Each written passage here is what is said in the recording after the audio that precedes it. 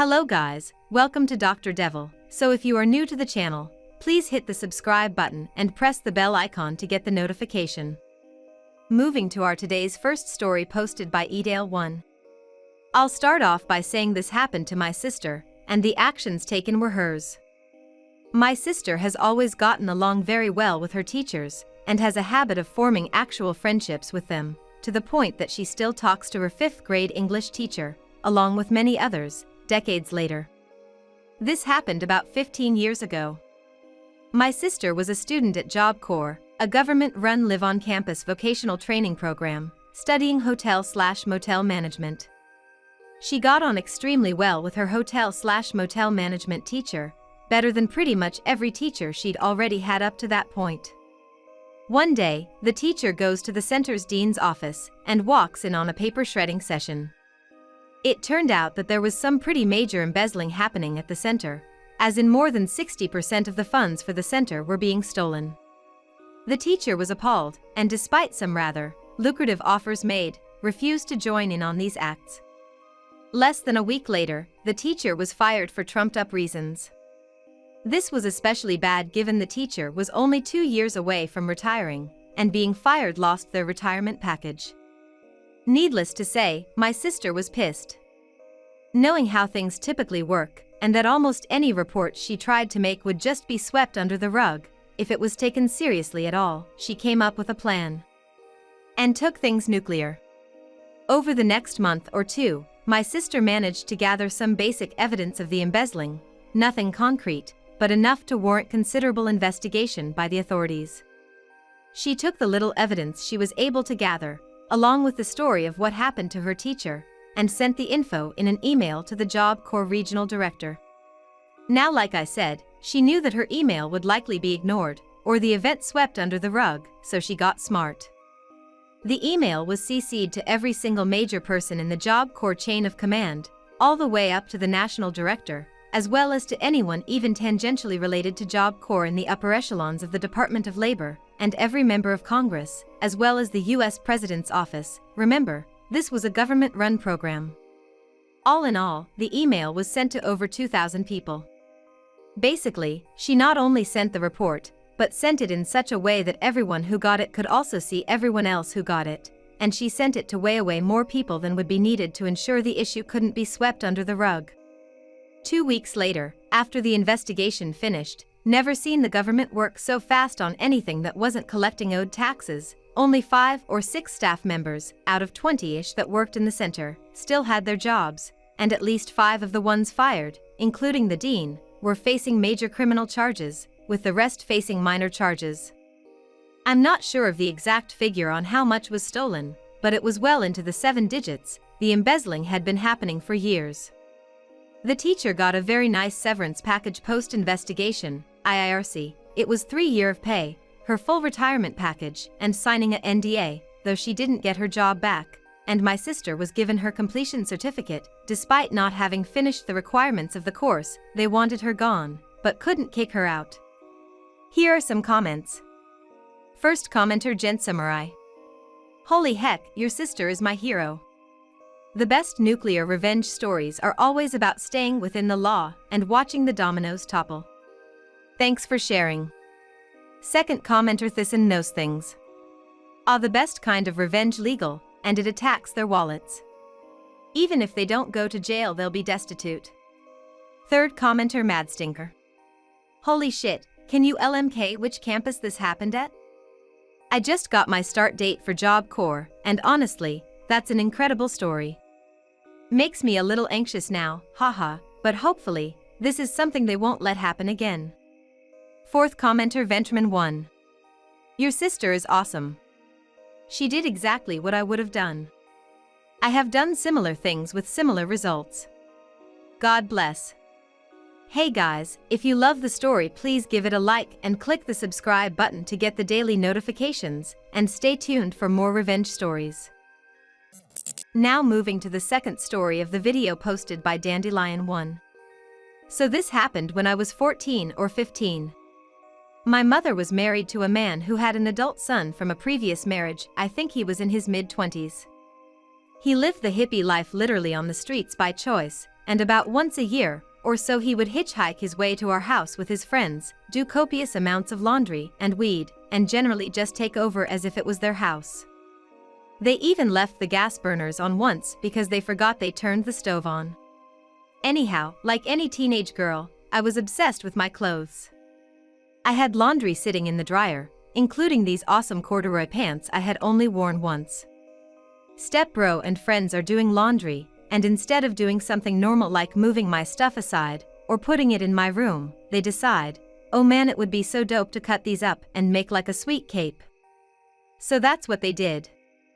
I saw the stepbro wearing this cape and recognized the material. Are those my pants? I exclaimed. They were in the laundry, man, you know, like finders keepers. I was furious and his dad wouldn't do anything about it. My mom was pissed because she had just bought these for me, and they were pricey.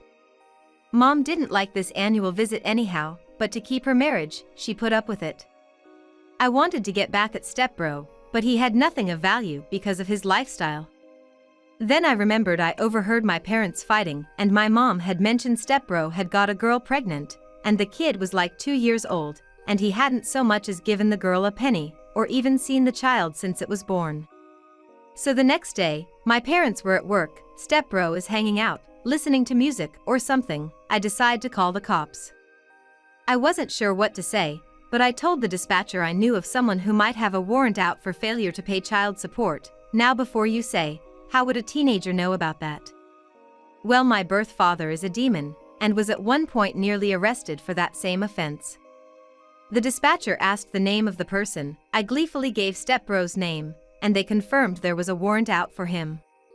I gave my address and waited. 20 minutes later, cops roll up. They knock and I let them in, and lead them right to him. He's right here, officers. I couldn't stop smiling. They cuff him and take him off to jail. An hour later my mom calls the house after stepbro had used his phone call to call his dad, and I tell her exactly what I did. She whispered, good job, but then pretended to loudly reprimand me as she was with her stepdad.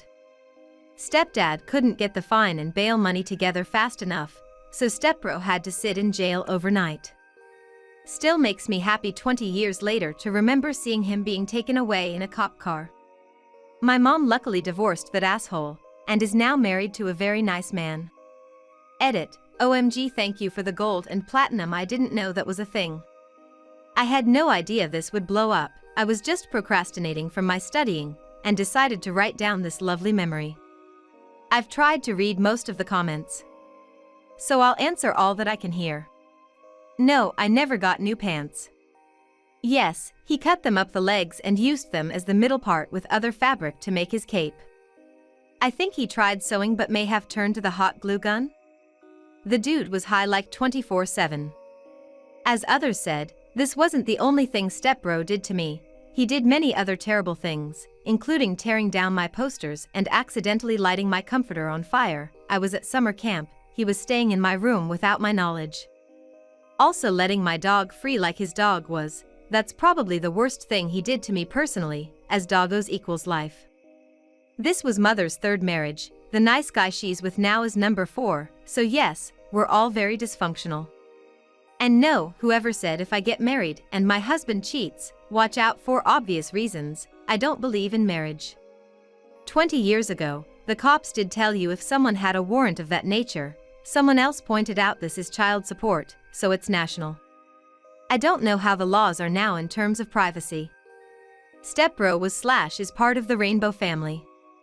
I don't know if he's still alive or anything, haven't seen him since that incident. After he was bailed out, stepdad gave him some cash, and he got out of town. I hope the little girl turned out okay. All I know is her mom was also one of the Rainbow people, and after the pregnancy went back to live with her parents. Here are some comments. First commenter Led76. My favorite part of this story is that the laundry is finders keepers. Like it's some mystical place where things just turn up clean for those lucky enough to be in the right place at the right time. Kinda like beachcombing but more mysterious. Second commenter Anthraxius. Well done. Now to hope he gets his shit together. Happy for you, this is great. Third commenter Moashender. Nice revenge. Hope you're doing okay. Sounds like you might have had a tough start to life, but I'm glad your mom was looking out for you. Fourth commenter Madman 3247. Calling the cops on someone because they destroyed a single pair of pants, potentially marking their life forever. Not that I'm going around destroying clothes, but kid, you were a vindictive shithead, and I'm very glad to have nobody in my life like you. Hope you're not as shitty, still. Before moving ahead, give this video a like and comment your reaction about the story. Now moving to our final story posted by Cassie_121. So this happened back when I was 14 or 15, my freshman year of high school. Very abbreviated backstory. I was assaulted by a 17-year-old man when I was 13, and it resulted in a pregnancy. I live in a rather small town, and this guy was a popular sports star in the high school, well known although I had never met him before that night. He wasn't convicted because of various reasons, but mostly because people thought he was a good guy and shouldn't have his life ruined. Some of the people in my town believe me, and some believe that I wanted it. There's no way to dispute the fact that I was assaulted because my daughter was DNA tested. I ended up having the baby and keeping her. She is now 6 and perfect. In the start of my freshman year, my daughter Ellery was only a few months old. Most people in my school knew the story, like I said, small town, and had their own opinions, but I just had to let them believe what they wanted. There was some bullying from my grade and upper grades, but they were just teenagers and I had survived much worse, could stand up for myself, and was in therapy, so I could deal with it. There was one teacher though, we can call her Ms. Doe, who took it upon herself to bully me as well, and you can't stand up to a teacher who has control over your life in their class and your grades.